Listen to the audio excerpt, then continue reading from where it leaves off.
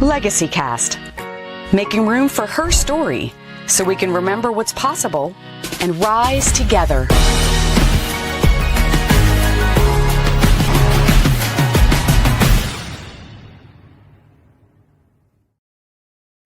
Hello, friends. Jill Leberknight here, chair of EXP's Women's Impact Network. And I am so excited that you're joining us here for another of our Legacy Cast series interviews. But I want to start off first to make sure we're grounded for this opportunity to hear this wonderful special story today. So I'm going to ask you all to take a moment to full body listen. Let's get grounded in our bodies. You can tap, press, push, shake, fist to air, whatever. Get in your body, tap your thighs. And then let's take a breath together. Let's breathe in on a 4 count. In, 2, 3, 4. And out, 2, 3, 4. Let's do one more breath. Okay, in.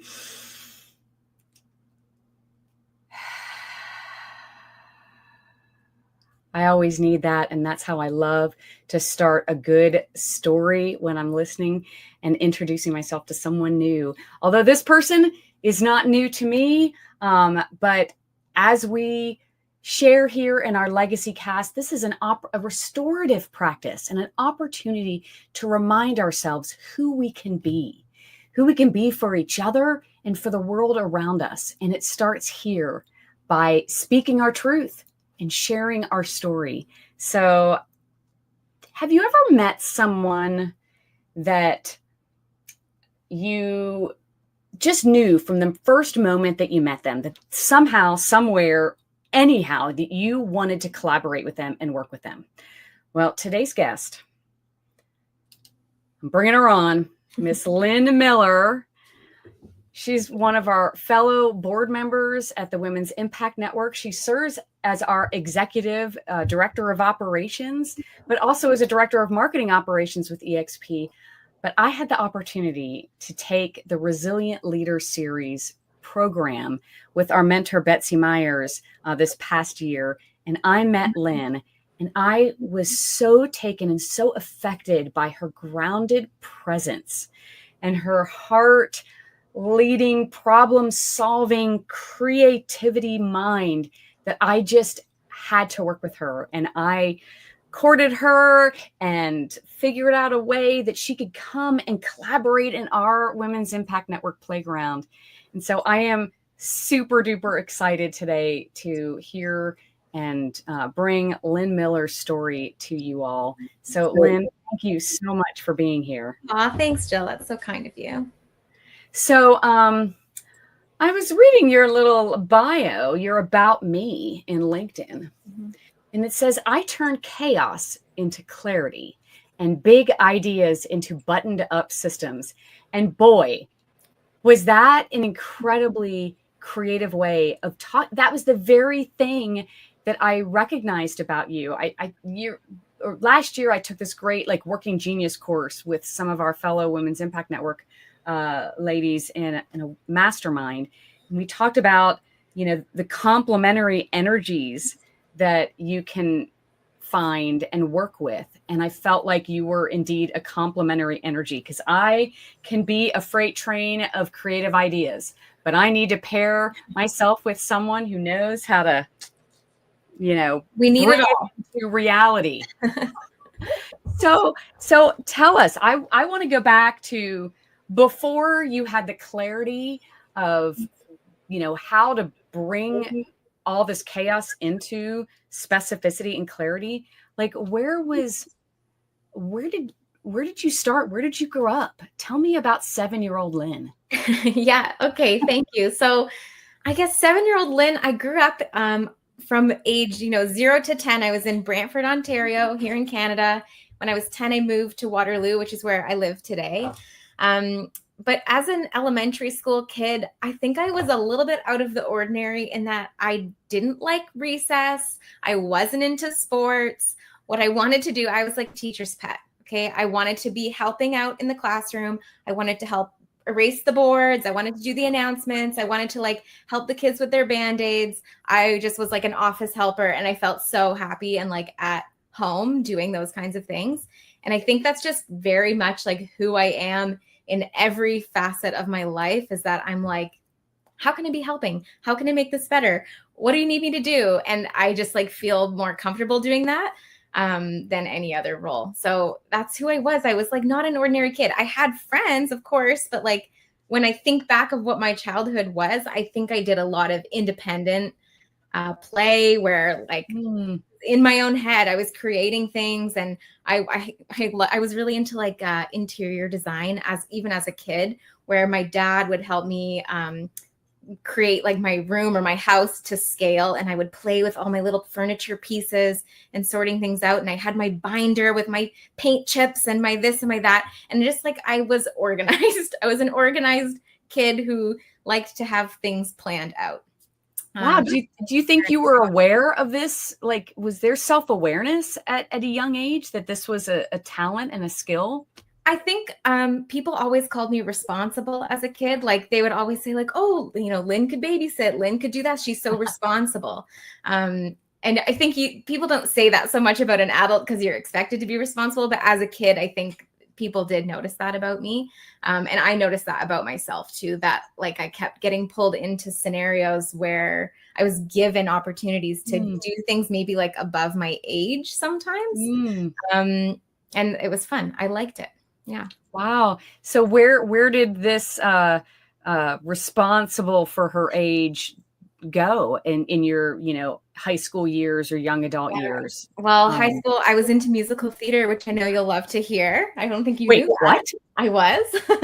Why is this the first that I'm hearing about this? I'm getting you on the stage. Yeah.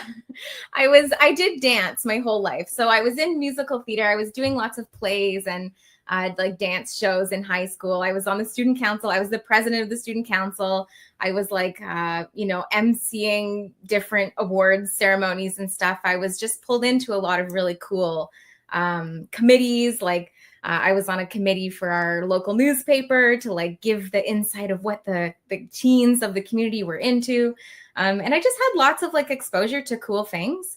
So that's kind of where I was in high school. And then I went to university, to McMaster University in Hamilton, Ontario, where I was kind of undecided. I knew I wanted to do something creative, business, but I wasn't really sure. I was like, do I go journalism? Do I go business school? Do I do marketing? Do I become a teacher? Which like I loved all of these kinds of things.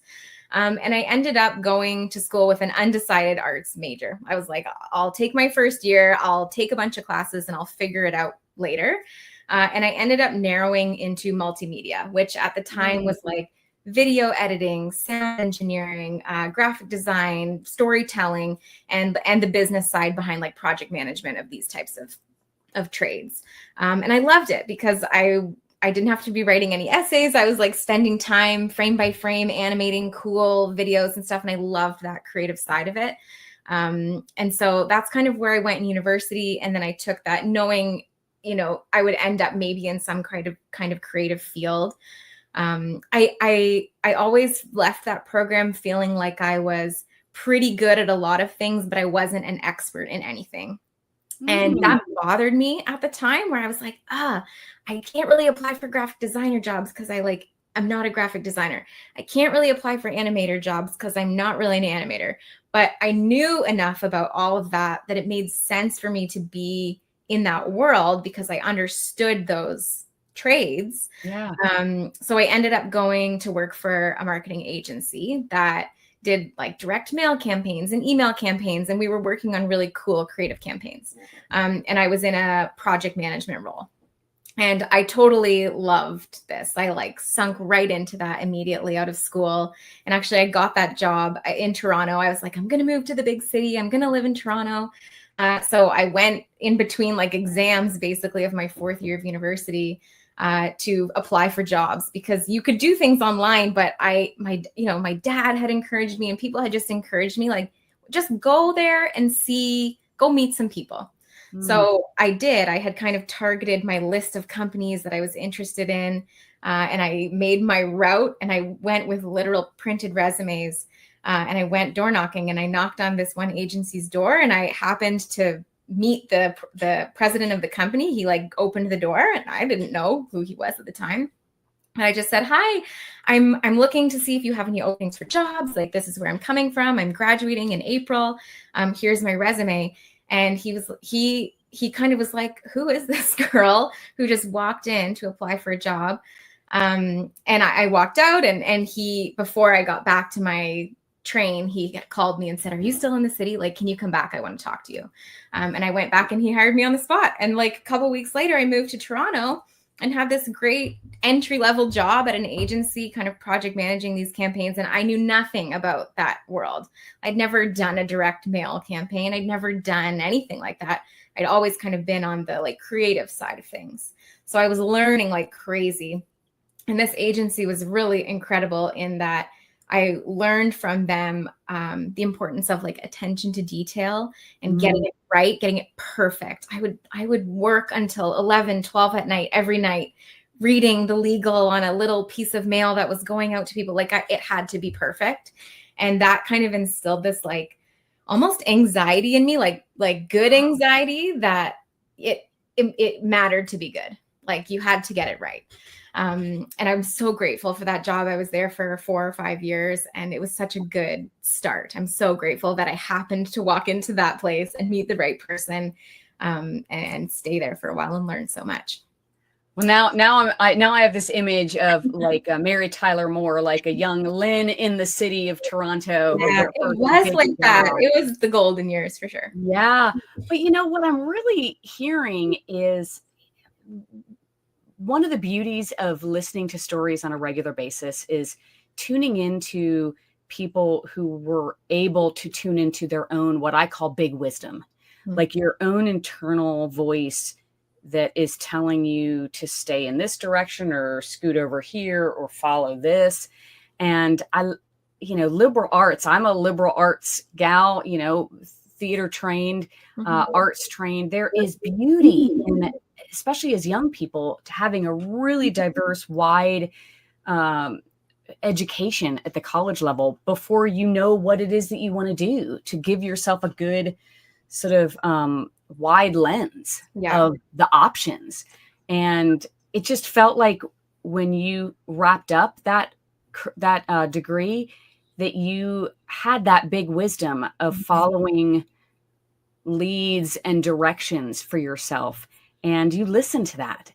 And that I just want you to celebrate that. Thanks. That you tuned in. You may not have had full awareness, the Lynne mature woman awareness that you have now, but young Lynne knew that. And I think that's why I want to continue to share these stories, because we have more big wisdom in us than we sometimes give ourselves credit.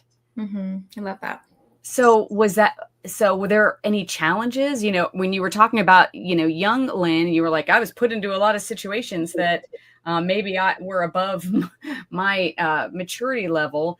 The Lynne that I have met is a very grounded, maybe it's your theater and dance training that present you as, very present. You have a great presence, stage presence, we call it. Did you find any challenges of people putting too much weight on your shoulders because of that eagerness that you had to step up, raise your hand, show up, ask for work? No, great question. I think, my parents always told me that I can do anything I set my mind to. And I still believe that. And I tell that to my girls all the time. Like, you can do anything you set your mind to, just go for it. And also what's the worst that could happen, right? Put yourself in the situation. If you fail, it's a learning, move on. It's okay. So in terms of challenges, I think when I was young, I didn't so much see them as challenges because it was framed as like, if you fail, it's okay because you're going to learn and do the thing. Just do the thing anyways. What's the worst thing that could happen to you? It's like, so you ask for something you really want. The worst thing that can happen is that they say no. Okay, then you're no further away from it. You're not better or worse off. I don't know. I think I just always had that mentality that like, okay, failure is not that scary. Failure is okay. Failure is good. Failure is growth. And at least you tried, and like how cool that you tried. I don't know. So I don't think I ever saw it as as challenge. I love it. What I'm hearing is that I say all the time, write your story, author your own story. You created a framework. You used your creativity, your upbringing, the way in which your parents framed failure or trying things, exploring, as opportunities for growth and not setbacks. So that right here, gang, is an example of authoring and writing your own story. Lynne, you wrote it. You gave yourself the framework for it. So where, after this big job, where did you go next? Well, I started to get a little bit burnt out. I was working too many midnight shifts, and I decided I needed a change. And this is another thing. My dad, he's always been so good with business advice. My mom advice in other areas, but my dad for business stuff. And he said to me, one night I call him saying like, I can't do it anymore. I'm so burnt out. I work too much. I don't have time for my life. And at this time, my now husband had kind of entered the scene. And I was like, oh, I can't work all the time. Like I want to spend time with him. We want to have a life. And I ended up quitting that job without anything to save me. Like I didn't have another job lined up. I just decided it was enough. And what my dad said to me was, Lynne, you work from 9 till 5. Everything after that is volunteer. Is that how you would spend your volunteer hours? Like you have time in life to go volunteer for good things. Is that how you want to do it? And I was just like, no, it's not. I want to do so many other good things in the world. And that's always been a big part of my mission too, I guess, as a human. Like I've done some volunteer trips, and I've done things that like I love giving back. It's a big part of my why and why I'm here on earth, is to give back in good, positive ways. And it just, that wasn't it anymore. I wasn't able to do that. So I quit, and I kind of went on this trip. I went on a trip to Spain with my 2 girl cousins who I've been friends with forever. One of them was an au pair out there at the time. And I kind of, buddied up with my cousin who was going to visit her. And I went and surprised them for a few weeks of a trip to Spain. And I kind of spent all my money that I had. And I just went on this trip, and I said, I'll figure it out. And I always knew, my parents had always said, you have a place to land, blah, blah, blah, blah. It's fine. Take care of yourself. And I went on that trip, and it was very clarifying that like, okay, there's more out there. This is so great.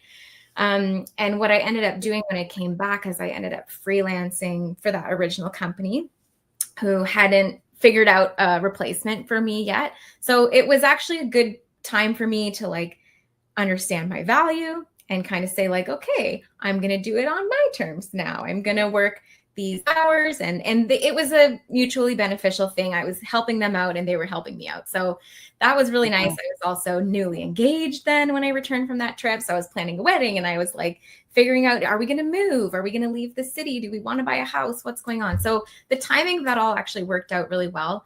And I ended up getting a job here in Kitchener-Waterloo, where I am now, at another agency. And I was driving from Toronto to Kitchener, which is about an hour each way on a good day, driving there until we found a house here. And this next agency that I worked at, they were called Quarry. They were another great learning opportunity. Like from there, I was doing kind of project management, account management. I was in marketing operations. I was doing like resourcing stuff. I was just given exposure to a lot of different roles. Like they were very willing to work with me. If I said like, I'm interested in this, they'd be like, let's figure out how to get you doing that then. Like, let's give you that learning opportunity. And so I learned that like, well, if I speak up, then they'll do it. Like this is working for everybody. Like I'm going to learn, they're going to train me. This is all working really well. And I was there for almost 7 years, and I loved it. But there did then come a time where now I had 2 little babies at home. We had just gone through COVID, and I just needed to change. What I really wanted was to work remotely. And they were pulling back into the office, and I wasn't really wanting to go back into the office. And I reached out to a friend of mine who was EXP's former CMO. And I said, hey, do you have any connections? Like, I'm kind of thinking about next moves. Do you have any suggestions? And she was like, oh, actually, we have something here that just came up. Like, let's talk this week. Like, it was very quick. And from there, I just was like, yep, this is my out. I don't know anything about EXP. I really didn't. I don't know anything about real estate. I'd also never worked in the real estate sector. Like, all my clients previously in agencies were like telcos, SaaS, tech. It was not real estate. So, but she was like, she knew me, and I just said to her, I'll figure it out. Like, I'm really good at project management. I'm really good at people management. I know I can do this. Like, let's just take a chance. And she did. And again, so grateful. Because I've learned so much working with EXP, and it gave me that flexibility to be the mom I want to be, the wife I want to be. Like, I mean, I really do sit at my desk, I'll say, from 8:30 till 5:30 every day, pretty much without fail. But there's the odd day when I get a call from the daycare and saying my kid is sick. And I really love that I can say, oh, I'm on my way. I'm coming right now. I'm going to come get them right home. So that remote work lifestyle has, like, it's changed my life. And I would never wish COVID on anybody, but how grateful am I that, for me anyways, that period of time totally changed how big I could dream in terms of the life that I want. I just knew that, like, having remote work was going to be really important to me. And it is. And I can't imagine going back. Yeah. Yeah. So beyond like life events, you know, or global events like a pandemic, you know, what do you think fed your ability to trust setting limits and boundaries? And you've mentioned speaking up and asking for opportunities, you know, in your journey as a woman in the business world, you know, what encouraged you to feed and nurture that behavior? I mean, I don't know. I think I just wanted to be successful and happy. And I think I just knew that it felt good. It felt good to, like, go for something and then get it. And I felt driven to do that kind of thing. So, and I'm also, I think, maybe in a toxic way sometimes, the kind of person who, like, can't help but try to fix something. So if I see something that I'm like, oh, I know I could get in there and just fix that right up and it would be fine. It's hard for me to, like, back away from those situations sometimes and let others figure it out. Cause I always want to be in there and helping and solving and fixing. And so that's something I'm working on, is, like, learning to let others go in and fix and solve. And that's a leadership skill set that I'm working on. But yeah, I don't know. What do you think? Well, you know, you've shared a little bit about the support and encouragement that your family gave you. It sounds like you were in a school educational system that provided you. In fact, when you first started talking about your school situation, I wondered, were you in a single sex, like, was it like an all girls school? No. Is it a co-ed? Okay. I'm just saying, like, it sounded like you were allowed to explore a variety of different things in your school situation and test some stuff and exercise some skills. And you just were lucky to have a lot of support in your sphere. And again, this is why I think these stories are so important, because there's a girl out there, or, you know, a gentleman that maybe has that same feeling of, I deserve, like, that feels good to win something, or to work towards something, or to step into something that I know I can fix and make better, but maybe they have little doubts. So let Lynne's story be a reminder to follow your instincts. Our instincts are really, really powerful. And that's what I'm hearing profoundly from you, is that you had a lot of dominoes were lined up that allowed you to tune in and listen to your instincts. Yeah, I agree. And, you know, I've thought about that so much, because I do feel like when I look back at my life that it's been like, wow, that was amazing. And this was amazing. And then it was another amazing thing. And, like, wow, I just keep getting these amazing opportunities and things happening to me. And I'm like, oh no, when is my card going to be called? Like, it's going to happen, right? Where, like, that can't possibly keep getting all of these amazing things. But I've been reminded in the last year. So my grandma passed away in this last year, and my grandpa remains, and he's like an amazing, amazing guy who is 90, and he lives by 4 pillars of his life. Okay. And this is something that we've like branded and celebrated for my grandpa, Larry. We call it Revs. Grandpa Larry. Okay, let's learn Grandpa Larry's. Yeah. And so Grandpa Larry, he goes by Revs. Okay. The pillars of a healthy life are reading, exercise, volunteering, and socializing. Those are the 4 things that you got to do to stay healthy and happy through your life. And I totally agree with him. But the thing that he's missing from that, we should really be calling it Prevs. Okay. It's positivity. I think that's like the biggest thing that you can have in life, is to just like, I think, yes, great things have happened to me, but also we've had tragedy. We've had crappy things happen. And I think I choose to look at it the sunny side of every situation, right? That's a 42nd Street reference for you, Jill. There's a sunny side to every situation. And I just think it's so important to like always be looking for the bright spots in your own life, because you'll just have a better life if you're seeing the positive things, and to always be looking at the bright spots for others and like shining the light on that for them. Because there's a lot of people who can't see that about themselves, or they, can get down in the dumps. And I get it. I get that. I just think it's so important to have a positive outlook. So I really get that from my grandpa. He thinks like his whole life has been a blessed journey, and it's because he's looked at it through a positive like lens like that. And I just really am thankful for that. I think that's so important. I personally struggle with the word of positivity. It sometimes can be very vague, and I spiral out sometimes in confusion about, does that just mean I like randomly pace goodness when I'm maybe internally struggling? And I think what you've just taught me through listening to your story is it's in what we share in our love of storytelling and the beauty of the creative art of storytelling is that reframing. Keep looking at myself. That's why I have that up there. Write your story. So what I'm reframing right now is, instead of getting tripped up with the word positivity, be positive, reframe it, Jill, reframe it.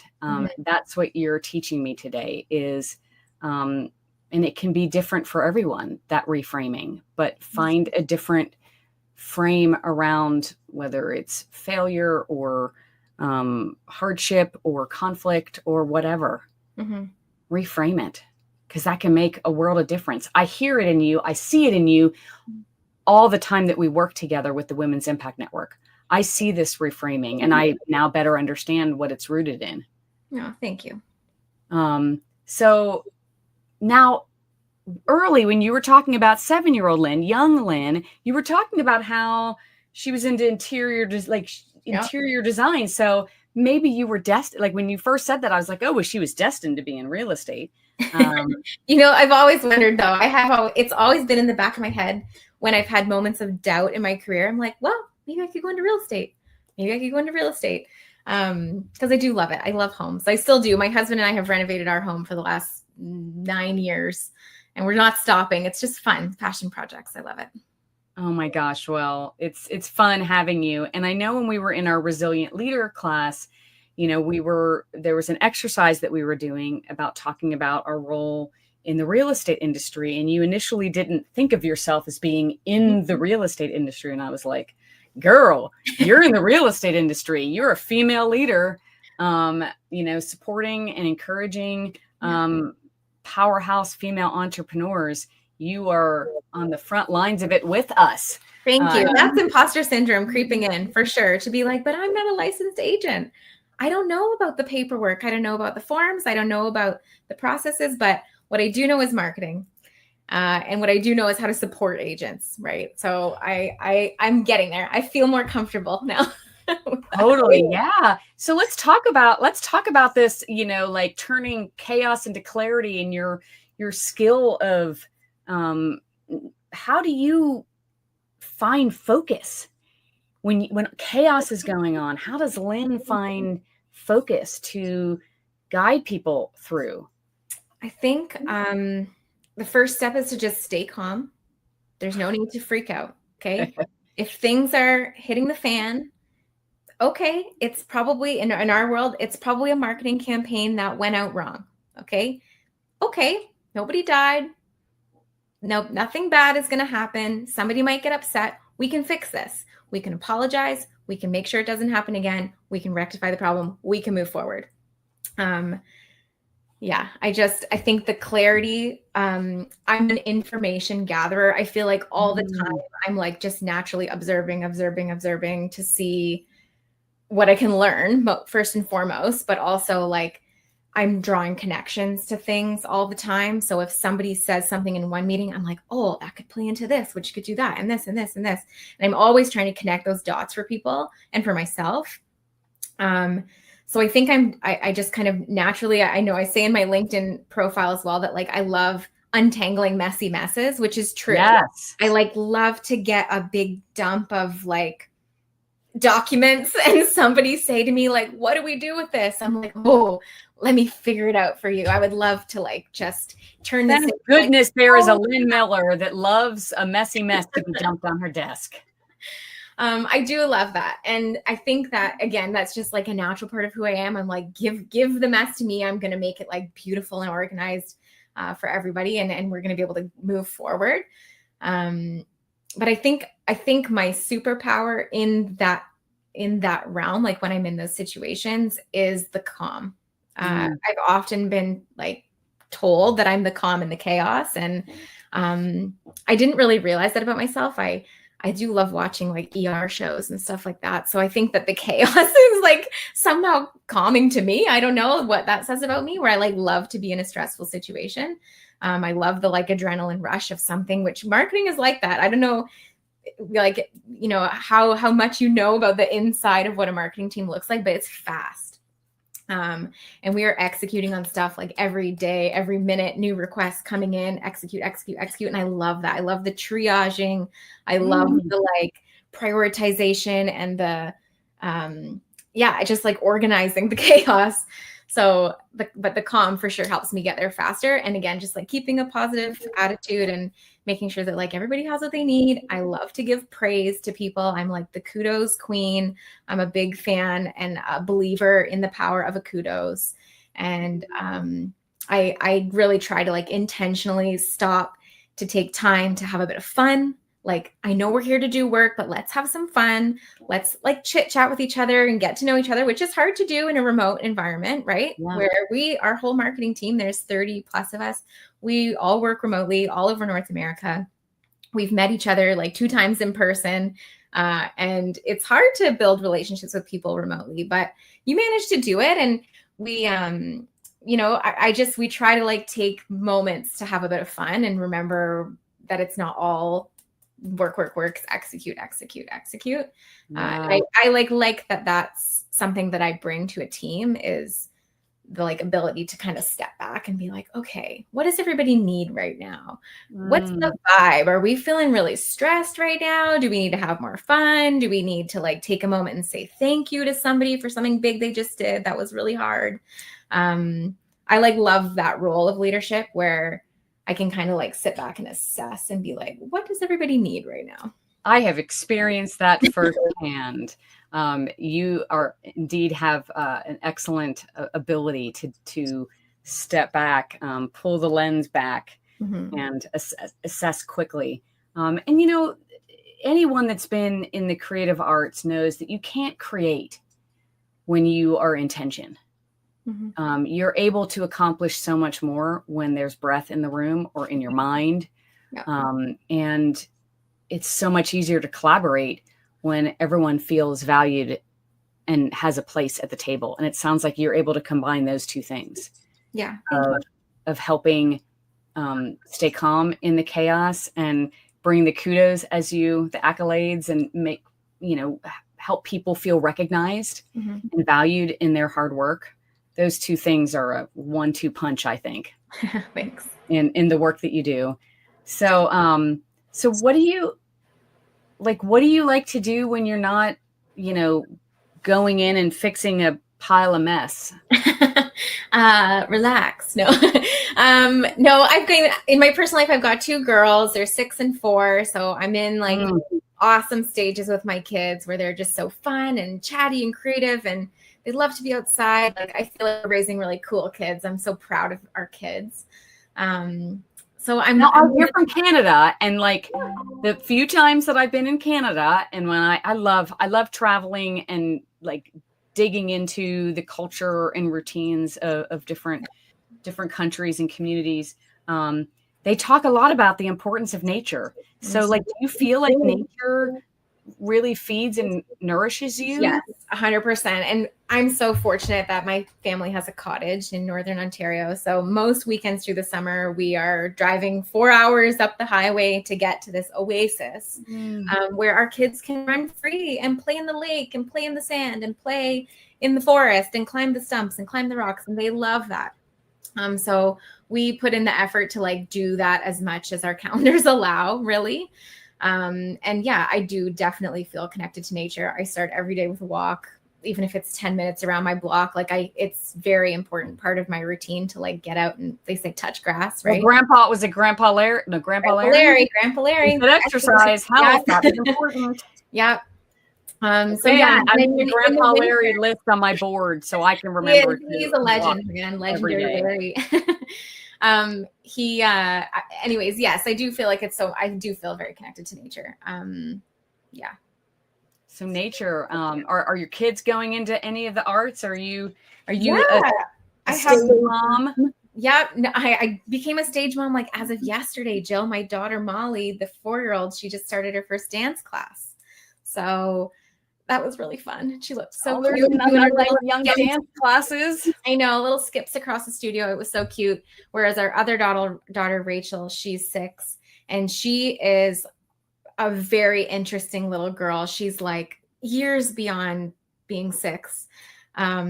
Very creative, loves to draw. She's like very detailed drawing. She has so many ideas, and she wakes up every day basically saying like, I had an idea. I need to create something. Where's the popsicle sticks? Where's the this? And I'm like, go for it. And so she's glue gunning things together. She like has this whole world in her mind that we're just like, unleash yourself, girl. Like, I don't know what's going on in that brain, but get it out. Let's figure out what you want to create.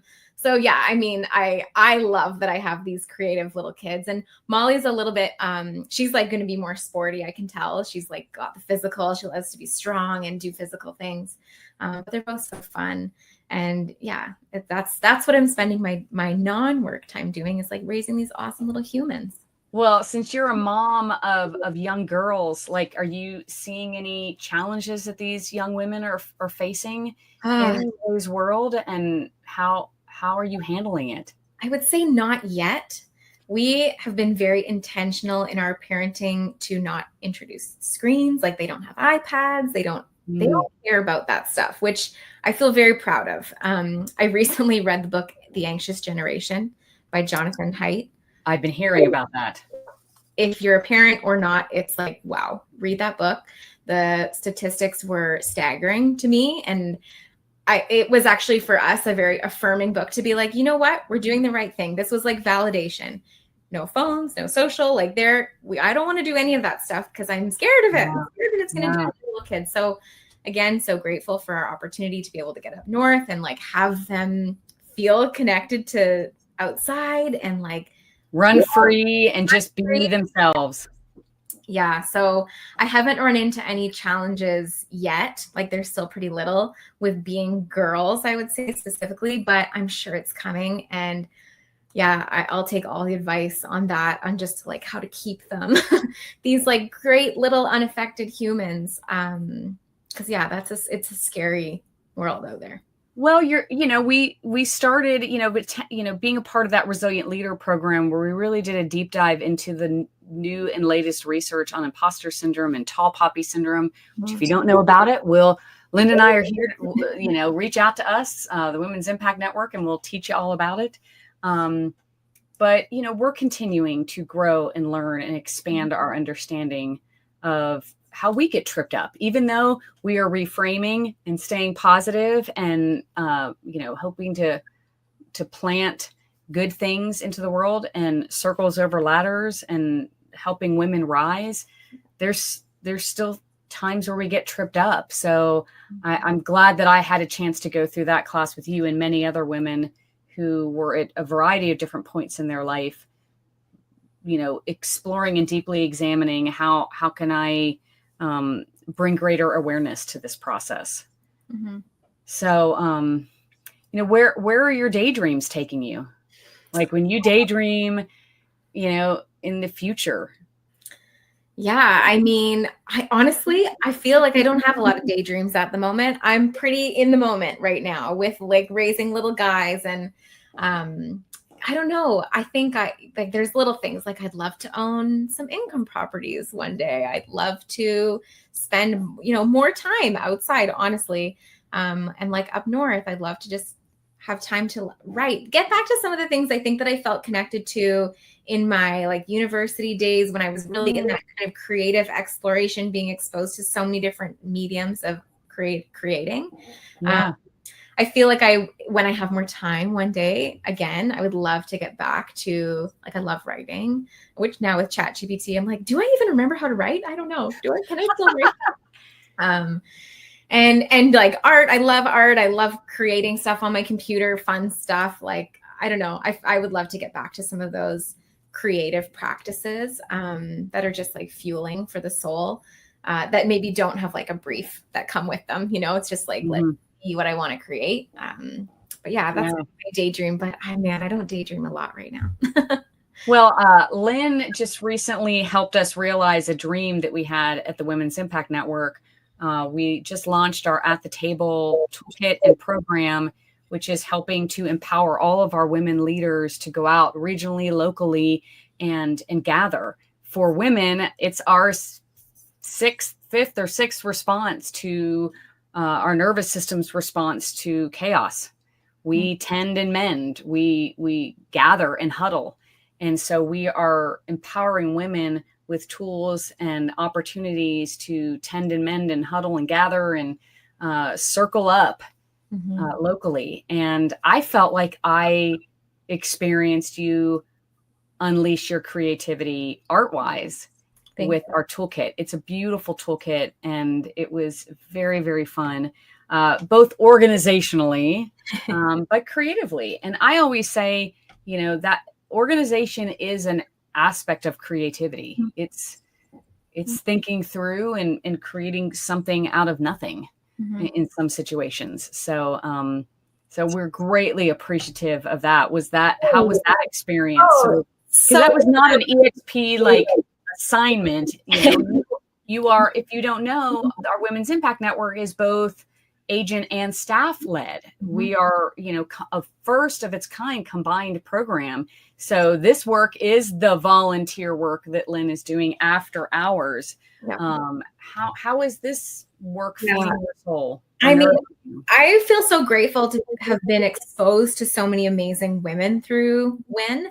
And to just really kind of be a part, like with you and with the other board members, to kind of imagine and dream, like, what does our community need right now? It's again, taking that step back and being like, what does everybody need from us right now? How can we deliver that for them? And yeah, I feel so proud of the stuff we're doing with At the Table and what we're launching for WIN. And I think it's so cool. I mean, we've been so lucky too to benefit from the leadership and mentorship of Betsy Myers, who, like, when I first met her, I did not register who I was really speaking with until after. And then I was like, oh my God, she is so cool. She has done so much. I am so inspired by this woman. And I really, really, I appreciate that relationship with her so much and her mentorship. So, I mean, just having the opportunity to learn from somebody like Betsy, to learn from people like you, Jill, to learn from all these women who are running their own businesses. That's not something I do. I work for EXP, right? I'm not running my own business. That's cool. I admire that about all of you. That takes skill. And I'm learning from you agents all the time, just by observing and seeing what you're implementing into your businesses. But yeah, with WIN, I mean, the ability to be exposed to that at a more like individual one-on-one level is really nice, to kind of have that connection with some agents and have that staff agent mix and mingle on a personal level. That's not about selling homes. It's not about giving you marketing materials to sell your homes. It's about like us as humans, as women. And that's been really cool, just like beautiful experience, truly, to be a part of on the inside and thinking through like, okay, where could we take this? Like, this is what it is now. We've only been around for a year, right? We've only been able to do so much in 1 year. Imagine what could be in 5 years, 10 years. Like, what is the impact that we could have on people? And there's things that are happening. Even we recently had a call with our ambassadors, and on that call, one woman offered another woman a private call, right? She said, oh, give me a call after this. I'll talk to you all about that. And in my mind, I was like, that is why we're here. That is one connection check. That's why we're here. And I don't know, I get a lot of satisfaction from knowing that like we are a part of helping other people connect the dots with each other and learn from each other. And, you know, I said back in the day, like one of my potential career paths was to be a teacher. And I feel like in WIN, I kind of have that opportunity a little bit. Yeah. Like, teach about how to see the gifts of others, how to, you know, lift people up. And that's something that I feel so passionate about. So I feel like I get that from. Well, today, Lynne, you taught us how to reframe stories, which helped me kind of navigate the challenge that I sometimes have with the word positive. So you taught me how to reframe. You taught me and reminded me again the importance of staying calm. You can't create, you can't solve problems when you're in tension. You've taught me and reminded me the power of lifting each other up. And, you know, we sometimes get tripped up with the word empowerment, women's empowerment. And the reality is we're really just trying to support and encourage each other. And stories like this, hearing your story today, gosh, Lynne, I mean, I'm really, really grateful for your parents, Grandpa Larry, all the dominoes that lined up so that I could benefit from your talents and your perspective and your creativity. We are changing the world and making a difference we're sending out ripple effects, cascading out life-changing resilience. Mm-hmm. And I am just so grateful that I get to learn from you and collaborate with you. Oh, thank you, Jill. I really appreciate that. And ditto. So, well, y'all, I call this sharing stories a restorative act. It's an opportunity. I hope, Lynne, you leave here feeling reminded of how powerful your origin story is, because we look up to you. And I hope that this experience has rooted you in greater confidence of owning your story. And for all of you listening here today, just a reminder that you can accomplish anything. There are people, I am sure Lynne's dad, my dad would be cheering you on. There are people out there that want you to do well, be well, and achieve all the dreams that you want. So, digest and hear these stories and know that they can be yours as well. And your own definition of it, your own story. Awesome. Thanks. So, thank you, Miss Lynne. Onward we go. And everyone, thanks so much for joining us for Legacy Cast today. Have a great one. Bye-bye.